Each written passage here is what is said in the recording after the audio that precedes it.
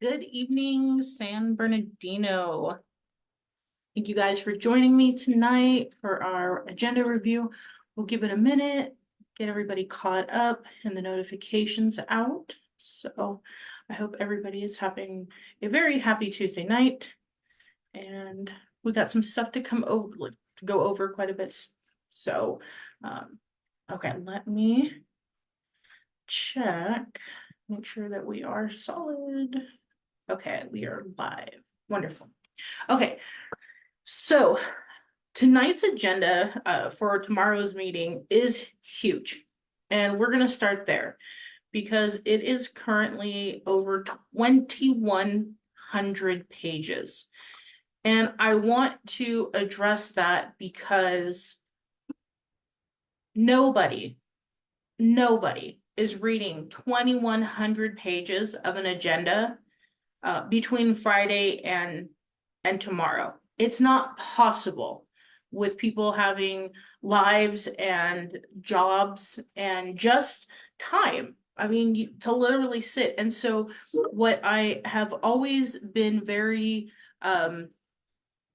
unhappy with are overloaded agendas. And we're going to look at, we've got huge, like, future changing initiatives, budget amendments that really, this gets me when they overburden the council.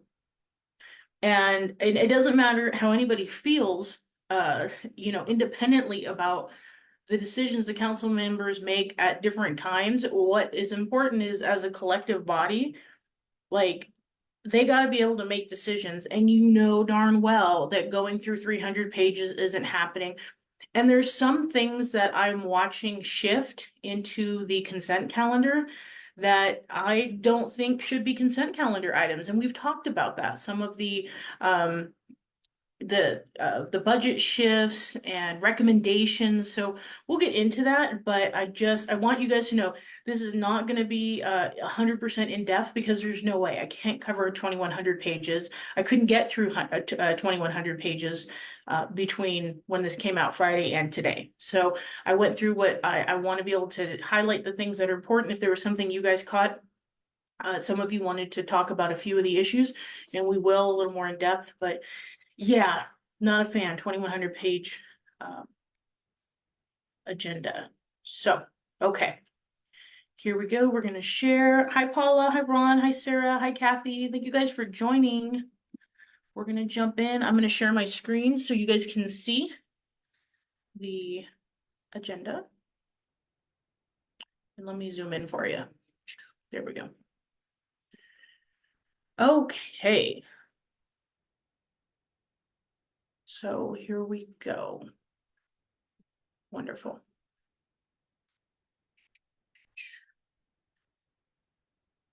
So as you guys know, the council meeting will be this Wednesday. Closed session begins at 4 p.m. and open session begins at 5 p.m. And council member Alexander will be participating remotely from 770 Avery Street. Oh, from his house. Okay, that's weird. And someone had asked me about this. So I don't know the rules 100%, and I guess this is something I'm definitely happy to go check out with the city attorney. My understanding is if a council member is going to be remote, then they have to have the agenda posted where they're going to be. And I don't believe if someone knows, but if not, I'll ask the city attorney if you can be there during the public meeting. I don't believe you can. I think the established meeting place is where the meeting is. So I'll get the nuances. But for those of you that caught that, yeah, I don't. I mean, I can give a couple of my own imaginative reasons why Councilman Alexander would not come to this meeting Wednesday night in light of a few things. But we'll definitely ask when you see him. Other than that, I think everybody else is going to be there.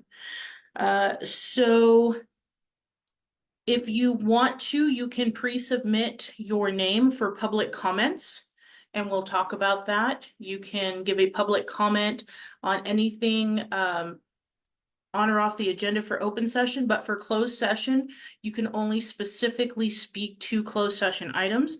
So there's only one item on for 4 p.m., and that is a conference with legal counsel for an existing litigation of Promise Garcia et al. Versus City of San Bernardino Superior Court. If you want, you can always put, if you see that number on the bottom, that CIVSB, put that number in, and literally this is how I get a lot of my information on our court cases that are coming, because a good portion, about every first 2 or 3 pages is open to the public. You can purchase more if it's something you want to read, but you can get a pretty good synopsis of what court cases are about. Remember, there's very, very, very, very, very, very limited information that the city can withhold information on. So court cases, claims, you can get copies of the claims, you can get outside of their, when they make a decision on property, they'll bring it forward, they'll agendize. So yeah, feel free to look that number up if you want to see something. So at 5 p.m., there is an invocation, Pledge of Allegiance, the closed session report. This has been moving differently. Normally we would go into public comments, but as many people have realized, that public comments are actually being pushed far down past the public hearings. And not everybody is happy with this because, people are showing up for presentations. They want to speak. They don't necessarily want to speak on the public hearings, and you've already moved the meeting up to 5 o'clock. People are coming. You're making them sign up before 5 o'clock, and then they're not going to speak until after the public hearings are over. So we'll talk about that. They're going to appoint Laura Mitchell to the 5th Ward. Ben has got a person for the Animal Control Commission. There's going to be a presentation, the proclamation of San Bernardino Festival Day, if you guys got to go on May 4th. And then this is Damon's month. So he's got a bunch of people, 7th Ward, that he's going to be naming as citizens of the month.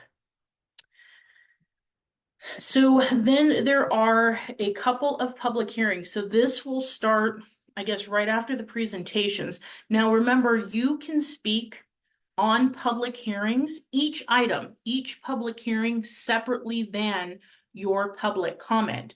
So if you want to speak on the budget, then you sign up specifically with the yellow slip for this budget. If you want to speak directly to the action plan, you'll get an additional 3 minutes to speak on the action plan. So these are separate if this is something you want to speak to outside of your public comment, and this will be heard first. So I want to say something because I know Tim is here and there's been others. They have also the city clerk, and we're going to get to the bottom of this because I think it's horrific. I think it's extremely prejudiced against people with ADA accommodations. They've stopped reading the public comments. The city clerk has. And I think that is absolutely unreasonable and unfair, given the fact that you maybe get 1 or 2 of your ADA accommodations read. I understand, not everybody feels 100% in love with the council, and so you can definitely edit for, passionate words. But the city clerk has taken this upon herself. As far as I never went to a vote of the council, I've never seen anybody make a public statement other than the city clerk that they're just not going to read and give voice to people that can't otherwise give themselves a voice. And they're just going to post it online where they know nobody reads it. And they're going to post it to the council, which we know they're not going to read it. So if you are looking for an ADA accommodation, I really think we as a community need to speak to this. I think what I have seen is that the people that do ask for the ADA accommodations are not necessarily liked by a majority of the council. And what I have seen in the position is that they're taking their voice away because they don't want to hear it, right? And if it's too hard for a city clerk to read, then I think we have a real issue with our city clerk. So we'll get more into that. All right, presentation of the city manager's proposed fiscal 24-25 fiscal year. So this is a lot, and I want to point out the length because this is an entire report. This starts on page 34 of the agenda packet and ends on page 351. That's a lot. That's a lot. So let's go to page 34 of the packet. Oh, wait. So their stuff might be a little bit. Okay, here we go. And I want to talk about we're going to go over it briefly, some of the initial changes, some of my concerns that I have seen. This is quite a bit, even though I put 34. Let's see. 34. Okay. Let's go right here. Okay. So this is a pretty big presentation, and this is the recommendation. So remember that the city council made recommendations, the city manager is making recommendations. And if you remember in the comments, some of this does not seem exactly as I remembered them being recommended by council, which is why I think it's so important that they have adequate time. I don't know, where are the budget workshops? Am I the one that missed the budget workshop? Because I thought that there would be a series of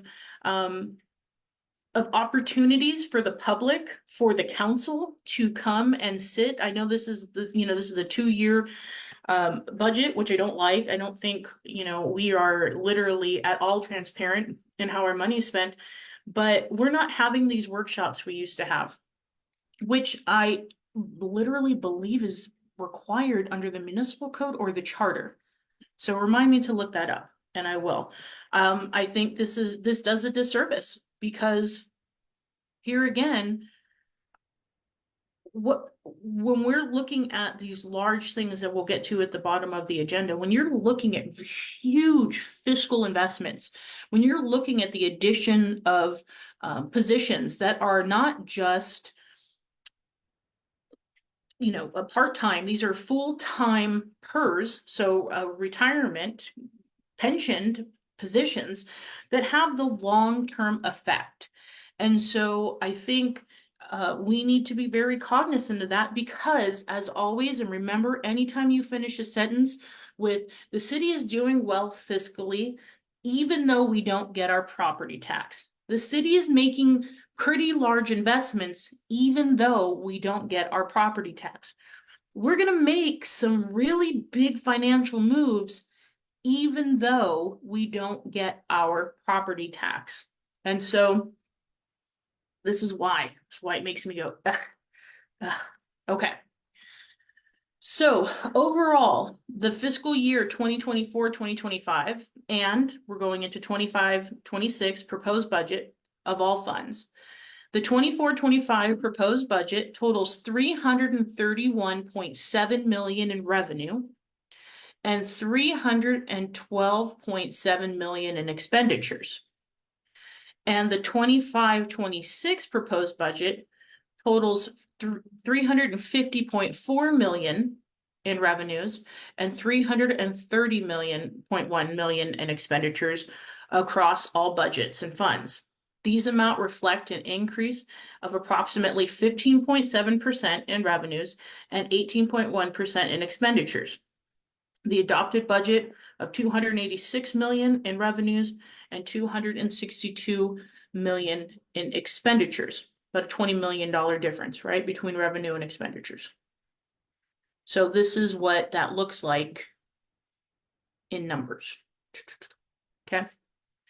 The city's budget includes governmental, proprietary, and internal service funds, including grants and other restricted funds designated for specific services and purposes provided by the higher levels of government, so federal, state, county. Many of the city's special and restricted funds receive ongoing revenue streams, while some are one-time competitive grants and require careful monitoring and recording. Okay, so let's go to the operating budget.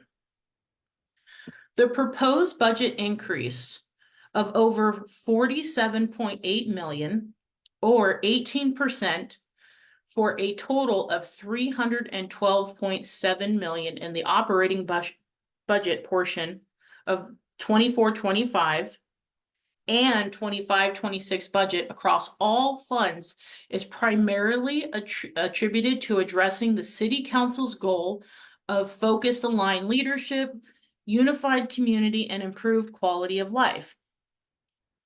The most notable increases are animal services, with an increase of $5.7 million in expenditures and the liability fund, which is with an increase of $11.7 million in expenditures. So remember that right off the top, almost $12 million of this is for lawsuits. $12 million, okay? The capital budget of 13.2 million and 17.5 million for each of the fiscal years respectively across all funds reflects the city's capital improvement program. Additional details regarding the CIP budget were presented, if you guys remember, in the last meeting. So let's talk about the general fund. And I know this is going to get a little heavy for a minute, but we'll explain it. The proposed 24-25 and 25-26 general fund operating budgets total 237.7 million and 253 million. This reflects an increase of 19.6% from last year. And last year's budget was 198.8 million.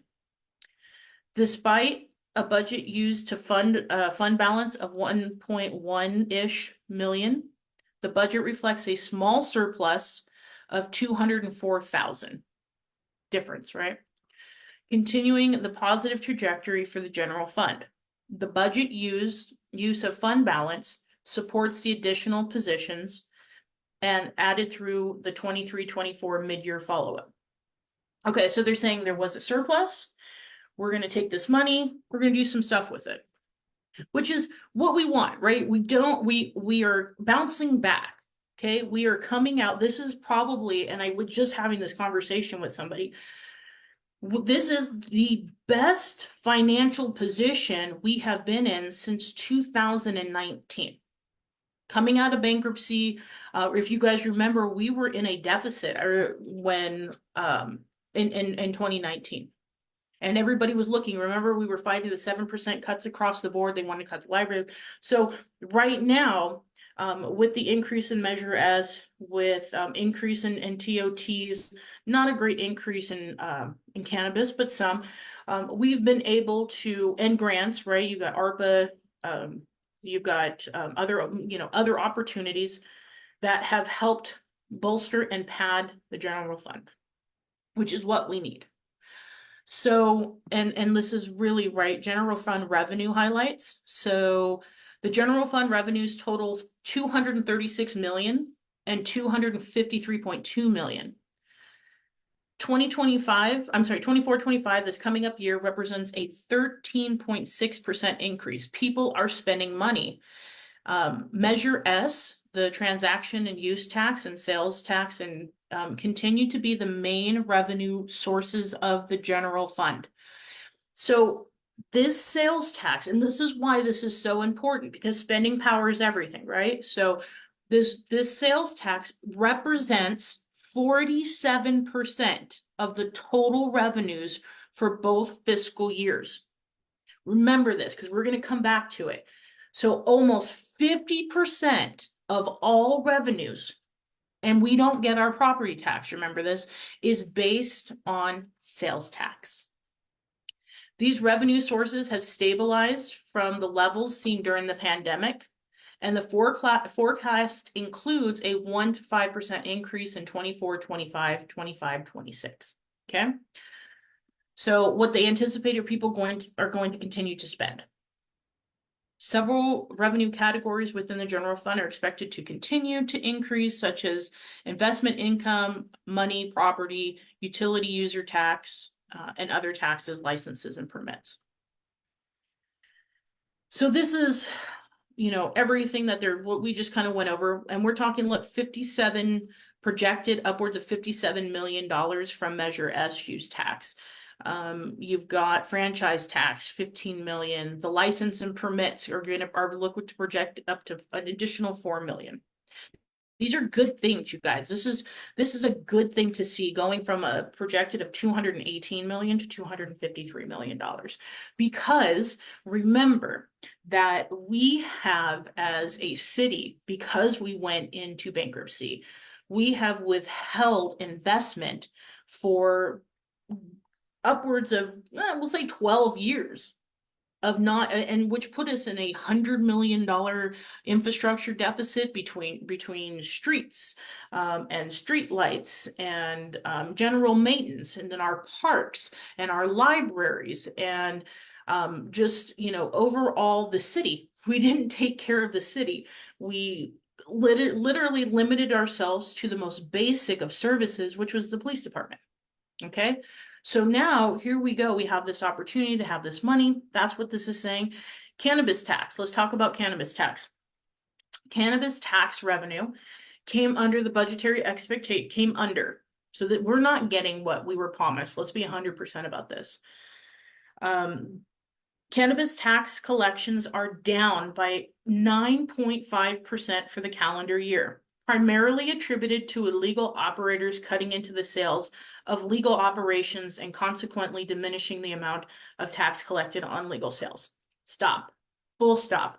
Because I am going to go back and literally clip every single video where cannabis tax was discussed in this city. Never has this been the excuse. Oh, it's the illegal businesses. Well, you're not doing anything about it. What had consistently come out of the mouth of Charles Montoya, what had come out of the mouth of the licensed people, was that we were down on collections. We weren't collecting. We didn't have enough people to go out and get our tax money. Then it became, well, we don't get our tax money. The state gets the money, and they're not doing their job.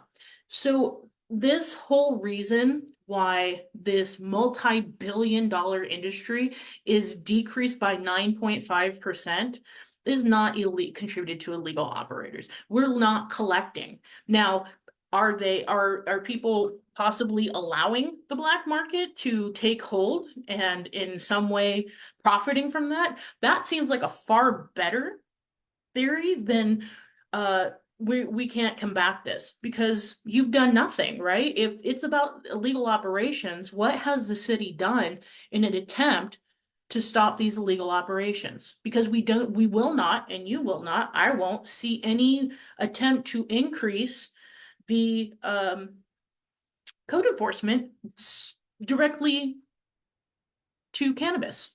We're not going to see that. So just remember, this was supposed to be a huge promise for us. And so at the end of the year, they're talking only 2.8 million in total cannabis tax collections. And they had budgeted 3.4 million and 3.7 million. So it's still not where it should be, not what the expectation is. And so this was supposed to be where the community saw investment into the parks. This was supposed to help take a strong load off of the general fund, provide, the small business grants, provide other opportunities for other investments that we're giving back to a community-based, revenue. So there's where we are at that. Okay, we're gonna go into, because this is, like I said, 2,000 pages, you guys. This alone is 300. I want to go into what they are asking for, because that's what's going to be important. So here are the budgets.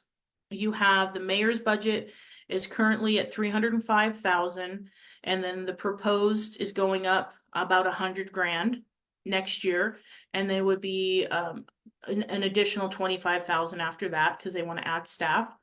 The city council would go from 1 million, they would add about 100,000, and then another 100,000. The city clerk's office would increase by roughly 200,000. Legal services is going to do about a $200,000 jump over 2 years. General services government services will go up in 2 years, 2 million. The city manager's office is going to raise roughly 1.4 million. Human resources is going to get not much of actually they're gonna, maybe a couple thousand jump. Financial, so this is the finance department. They're gonna get about $100,000 jump. I'm sorry, about $1 million jump.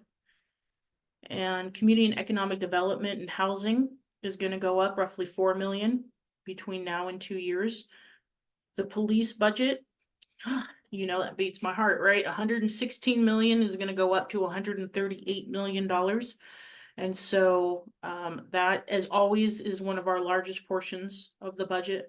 Park and Rec is going up roughly $1 million. Public Works, $6 million over 2 years.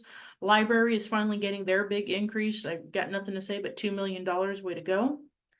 And so that's where you're gonna see when we talk about what their proposals are, where a big portion of this is. So, and right now the city has the equivalent of 942 full-time employees.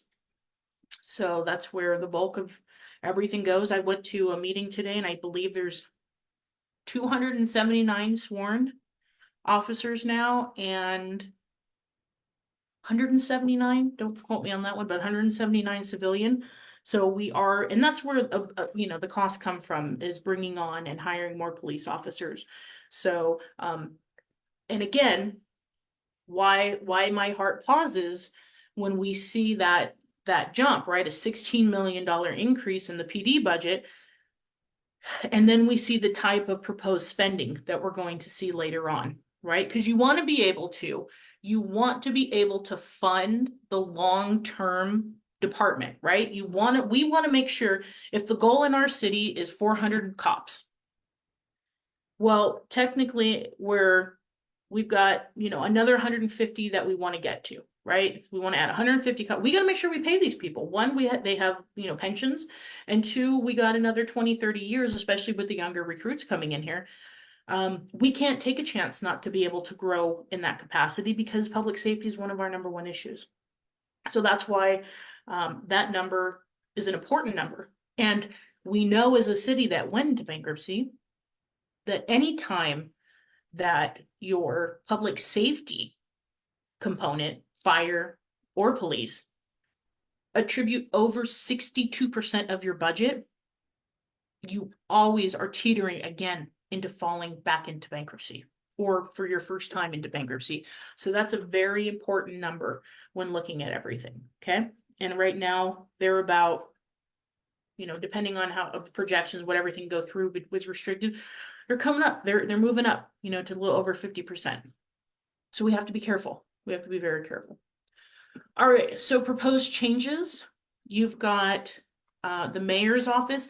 This is what I remember differently. If you guys remember, put it in the chat. So I see everybody in here. So they were going to add, the city council has proposed the addition of one full-time administrative assistant within the mayor's office to allow for adequate support of the mayor. I don't remember that. If I remember correctly, it was that the council and mayor were going to add their own additional staff, and they were going to work for everybody. So that's how I remember it. It could be this way. Again, I'm going to say, for the sake of the longevity of these positions, that these should be unclassified. These should not be forever positions for people, because these are elected officials. They should, especially in the mayor's office, they should come and go at the pleasure of the mayor. They shouldn't be locked in. And on the same token, they should be part-time. We shouldn't be carrying the financial burden of elected official staff. In the city council office, you have 2 full-time administrators. That's great. If you wanted the additional support of 2 more, just make them part-time staff. Give them, 25 to 30 hours a week. No benefits, no retirement. And I think you can suffice. So that's going to be the added increase for mayor and council. Not that they don't need staff, but I think we need to be careful with how we're positioning people. The city clerk is wants to add the recommendation. I remember Teddy saying this, because of all of these frivolous public records, as he calls them, adding 1 records management specialist. They need somebody. Look, I've been waiting 3 months for public records. So the city clerk, if you guys remember when Gigi Hanna was city clerk, I mean, they killed her staff to almost nothing.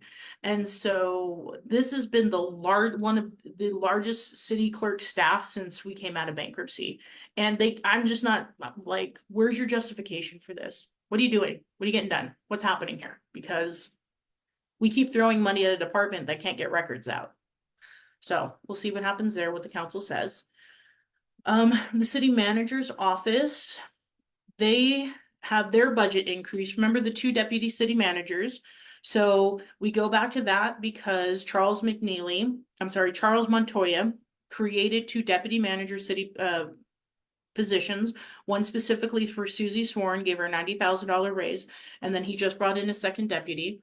They have 1 auditor, another auditor 2, and then 1 legislative and governmental affairs manager. I don't understand the legislative governmental affairs manager, given the fact that we run 2 separate contracts for state and federal lobbyists. So I hope someone asks a question on that. That's really going to be important. Next, we have community and economic development. They're adding 2 community development technicians to complete permit checks. And let's see, that's going to cost about $92,000 with benefits, a projection upward of like $222,000 over the next 2 years. Economic development wants initial plan to add a director and 3 managers and administrative assistant, as well as transfer 3 of the existing full-time positions and project manager and a specialist from community development and housing for a total of 8 positions in February. The deputy director position was added, the real estate services with 3 positions also transferred. So remember they split the department from economic and community development and housing, created all these new people, a new position, so that's a cost. Public safety, the police department added 13 critical positions, not including the park rangers. Remember, the park rangers is $1 million investment. I don't know where we're at with that. Do you guys see park rangers? Are we paying for something that doesn't exist, or are we just holding it in the budget? Maybe they'll clarify on that. So they've got a roughly 1.1 million 2024-2025 increase, and in 2025-22 a $1.2 million increase for all of these positions, 13 positions that they've added to the police department. And again, what has held my heart is, remember, PD is like, while their budget's big, they've always been this placeholder because we are consistently hiring, right? We want to bring in officers. And so what we have seen is that with the creation of these other positions, where is that money coming from? No one's ever asked that question. Where are you pulling the salaries from? And my fear has always been that they are using these funded positions that are not filled to help fund somewhere else and then backfilling the budget. I hope that makes sense. So I've got 13 vacant positions and you want to create 2 in your department. I'm going to take the funding from this. And then when we get more money in the budget, well, I'll backfill the 2 I took from you, because you're not going to be able to fill it anyways. That's always a worry. So we'll just be prepared for that. And then the police department's looking for an additional $700,000 in contract or costs for custodial transport services. So remember, we talked about this. They want to be able to have not just the cops take the people to jail. They will be able to free up. So I'm good with that one. And then they got the quality of life team. So the proposed budget is from 132 million, which is a 10% increase. So we got to make sure we can continue to fund that. And like I said, this is a lot. So this is the last thing I'm covering. Park and Rec, who's doing a fantastic job, is added 6 positions, 4 positions for the park ranger that lateral to the police department. And then there's the deputy director and the community relations. So you guys, that's a lot. And like I said, 300 pages, we didn't even get close. We didn't even get close to that. So the fiscal action plan. So if you guys remember in the last meeting, there were about 5 groups that are looking for funding for their projects, community centers and the such. They ended up not just giving money to like one particular group, they subdivided it and then also led into city programs for like $600,000. So I think everybody's getting like 250, which the conversation was a good conversation. So you can speak on that, you can speak on this, and then there's also a public hearing on imposing liens on certain parcels of real property, if you haven't paid your registration or penalties. So 34 minutes later, sorry. Now the city manager will give his update. I'm going to tell you this is going to be a very long meeting, very long, but they're only allowed to go to 10 o'clock. So we'll see if this doesn't get extended. Then public comment. So if you didn't speak on anything on the public hearings, this is your opportunity to speak on things not on the agenda or anything else in the consent calendar. So in the consent, they're authorizing the appropriate funding for the animal services. So remember, there's a huge investment. They want to do 350,000 to cover the cost of salary and benefits for additional positions from the regional partnership. That's going to be a big one. I've seen quite a turnaround. I'm going to tell you, there were a lot of people who were not happy. And I think that Chris Watson has done a fantastic job of creating relationships with the very passionate, animal people in our community, that they were so adversarial against each other. I just see like there's this ability to communicate now and understand, not for everybody, but at least understand that you want this facility to come to fruition. We're going to have to work together. We're just going to have to. And personalities aside, at a time where we're fighting to house people, where do you make that priority, right? Over people or over animals? And everybody has their own love and desire for that group that they care. So this is going to be good. They're going to increase animal services from 41 or 40 positions to 71. The mayor and council are going to I hope someone's watching this one. So they're going to ratify the changes to staff recommend that staff has put forward. I hope the city council looks at this and makes sure that the staff has properly noted whatever the council has suggested for changes. I don't trust it. Like I said, my recollection of what Theodore Sanchez had suggested as far as how staffing would take place in the mayor and council's office seems different than what was proposed here. So that's what number 8. Number 9, accept donation funds from Stater Brothers for the charities for public service announcements. So we're getting $42,500 from Stater Brothers. Very cool, towards the animal shelter and service programs.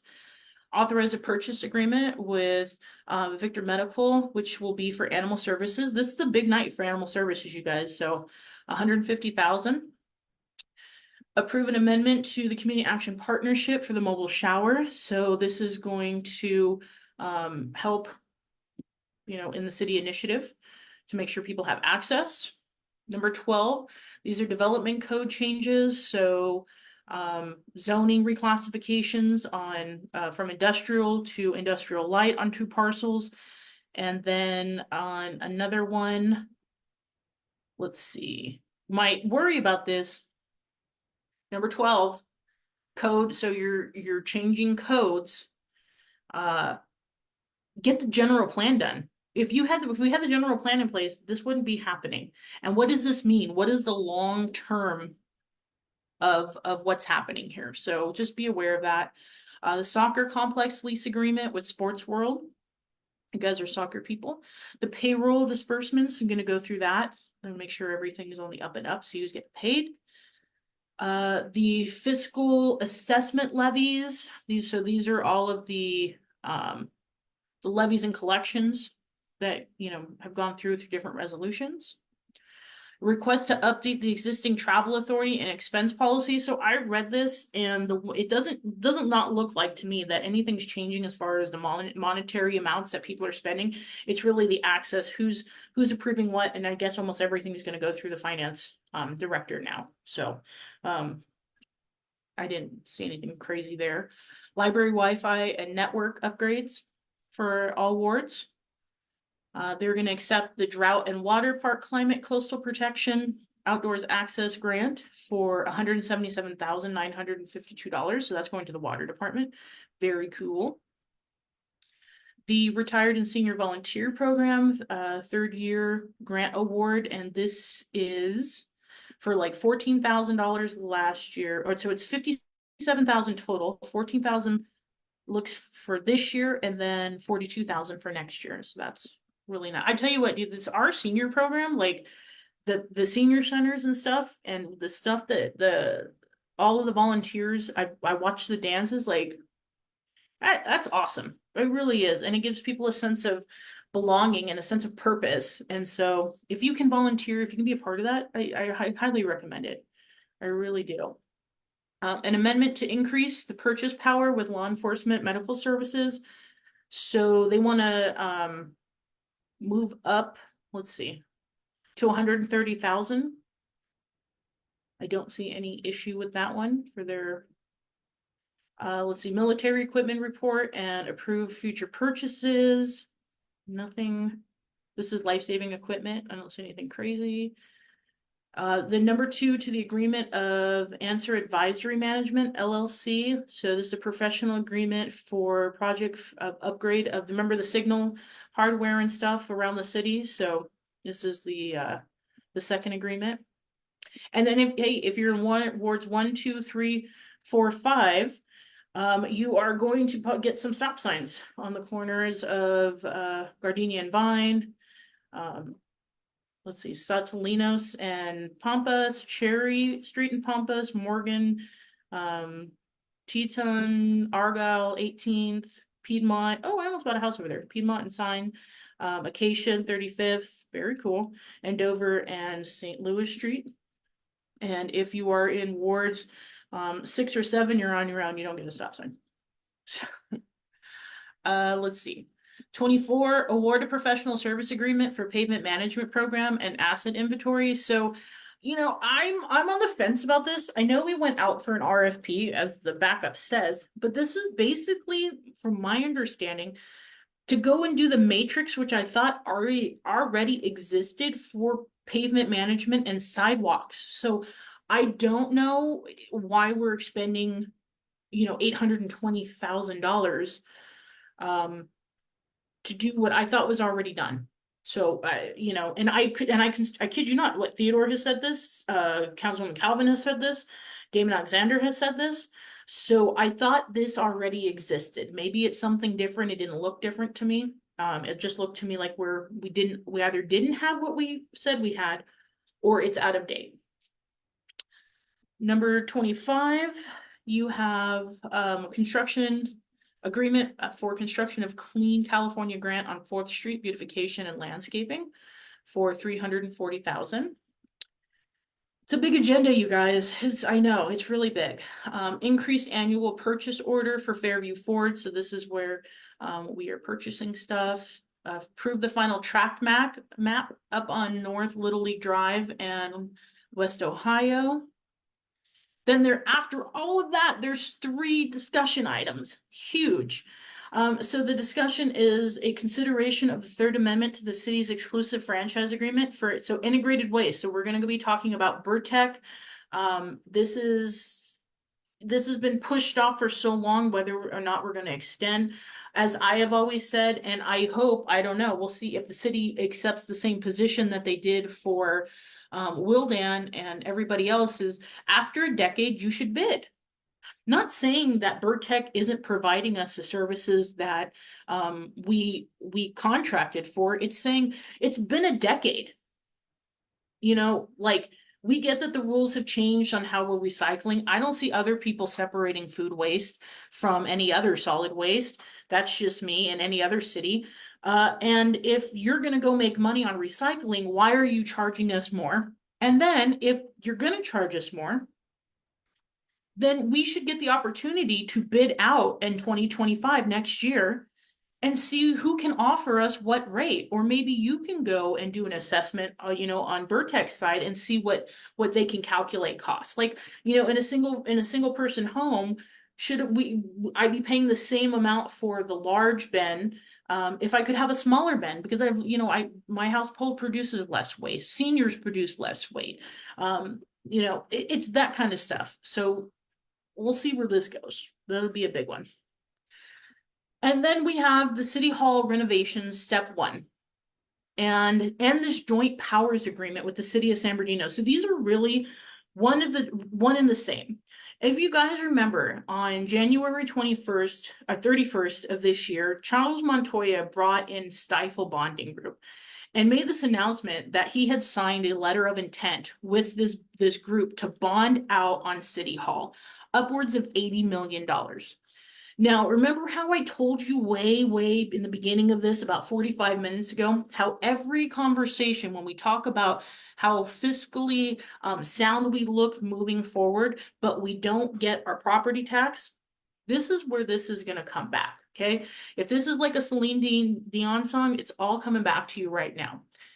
City Hall 1 is a project that I think almost everybody in our community agrees we want to see us get back into City Hall one day. We should have never moved out of City Hall. It was stupid. It was, to me, a fake reason because we've sustained how many earthquakes since then. We dilapidated a building for zero reason, and we absolutely need to one day make this happen. Absolutely. I think we're going to stand there. This has not been a priority. It's been a wish, right? It's on the list of things we want to accomplish, but with homelessness, with public safety, with blight, with paving streets, turning on street lights, quality of life, this has not been at the top of the list when all of a sudden, when Charles Montoya got hired, literally 3 days of being here, this became a priority for him. In addition to that, this is what he does in every city he's a city manager of, because while he won't give us our public records, every other city has made sure that they've given us in accordance with the public records request. And so what we know is this is what Charles Montoya does. He did it in Florence, he did it in Castle Rock, he did it in Watsonville, and did it in Colorado. And what's different is we don't get our property tax. You have to pay off a bond. A bond is a credit card, right? His initial projection was $80 million. In the paper I read a week or two ago, it was $60 million. Remember that when this was a conversation in 2018, 19, right? Remember Alex from the engineer, I can't remember his last name right now, but Alex had done this whole projection. Well, we've hit a rate of inflation 3 times the cost than what was originally projected. We do not know in today's dollars, in 2024 dollars, what it will cost us to actually renovate City Hall. That is a huge problem because if you take this credit card out, if you take this bond out on the city, if you create these joint power agreements to start moving in a direction where you don't even know the cost, you guys, this will pull us, not even like slowly, but we will plummet into bankruptcy if we default because we got to pay interest on this loan. Right now, we expend $3 million to be in the Veneer Tower, and people are going to say, well, look, we just saw that we have a really good surplus. You do, but we're $100 million short. You don't get, we had to cut 5 million, right? So you had roughly, we'll say 13 to 14 million dollars last year to pay. We wanted to pave 21 streets. We didn't have that 13 million. So the council had to cut 5 million out of that pavement project. And remember, everybody's celebrating now, San Bernardino's moving in the right direction. Yeah, except you forgot to mention you had to cut $5 million out of that CIP. So if we couldn't cover 5 million for those additional streets, what makes anybody think that we're going to be able to cover upwards of $80 million for renovation when we don't have the supplemental revenue that everybody else does? Now, do I see this as a call to go get our tax dollars back from the county? Heck yeah. Do I see this as we need to go and have the engineers do a full cost estimate assessment? Heck yeah. Do I see that we need multiple workshops in place so that the community and our city council have a full understanding of what it means to, 1, pull a bond, and 2, to renovate City Hall? Heck yes. Knowledge is power. Do I have a problem with the city manager making the mayor a voting member on any joint power authority? Absolutely. The mayor is not a voting member. I want to see the city council as the voting members of this board. So I say all that to say this. This is, in my opinion, a big red flag. 1, because Charles Montoya has been moving forward with this without any communication with the residents, without communication of the majority of the elected officials, because nobody knew when Stifle showed up. And the cost is so great in the long run. Remember, Charles McNeely or Charles Montoya don't stay anywhere really long. So having 100 million plus, if we don't pull enough to cover the actual cost, will we rebond? We need to slow down. We need to take this step by step. What is the cost? How long will it take? How do we make sure that we pay it back? Is this the priority for the community's funding right now? Is this what we really want? So there's that. And you guys can rewatch this. But anywho, that has been the biggest issue so far in on this thing, and watching this was, if you guys remember, this was on the last agenda. It didn't make it through because, again, they don't meet till past 10 o'clock anymore, part of their new agreement. So yeah, it's definitely something to consider. We have made strides, huge financial strides to get to where we are. And so I don't want to see us screw that up. I don't have faith that the city manager can pull this off.